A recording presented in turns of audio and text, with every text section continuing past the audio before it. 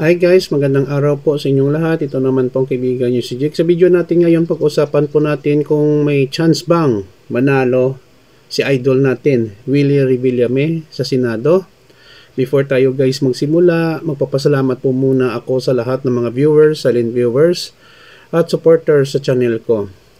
Maraming salamat po sa inyong walang sawang panonood at suporta. Kung bago lang kayo sa channel ko at gusto nyong video na ito, paki-like lang po, share, and huwag kalimutang mag-subscribe. Alam naman po natin na si Kuya Willie ay isa sa pinakasikat na celebrity ng ating bansa. Kilala po siya bilang komedyante, musician, at una-una sa lahat, isang host na matulungin sa kapwa at mayaman. So kung ang tanong, malaki ba ang chance ni Kuya Willie Revillame manalo? Masasabi ko in my own opinion, yes, malaki ang kanyang chance. Number one, marami siyang fans at followers. Ang mababato sa kanya, hindi siya nakatapos ng pag-aaral. According sa research natin, parang 1 or 2 semester lang sa course na architecture sa Mapua. Because of kahirapan, hindi natapos. Nagtrabaho agad si Kuya Will. Number 2, sikat siya. Number 3, marami siyang tinutulungan. At sa parang halos lahat ng mga tao, makamasa kasi siya eh. Yan din ang mga qualities ng mga estrada, no? Ni Mayor Era, President Era, hindi Kuya Jinggoy, no? Nanalo sila sa Senado kasi malapit sila sa masa, sa common tao.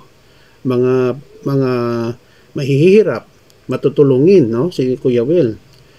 At saka totoo siya, no, na sa kanyang sarili walang halong kaplastikan, no.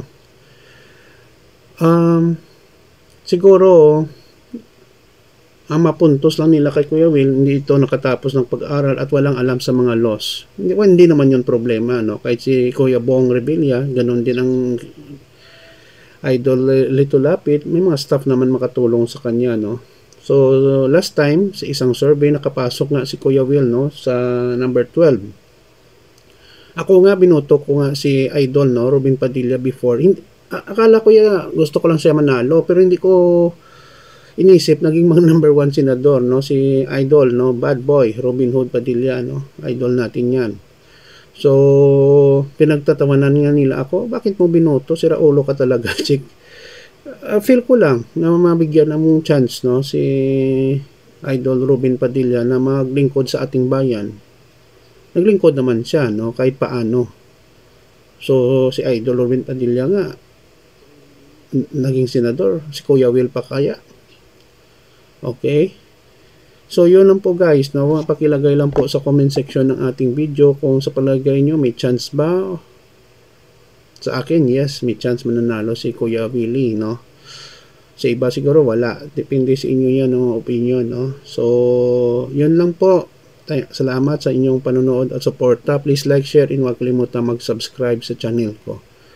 Kita-kita po tayo guys sa susunod video. Ingat po tayo lagi. Mahal natin ang Pilipinas. Mahalin natin ang bansa natin at ang Diyos. Paalam guys.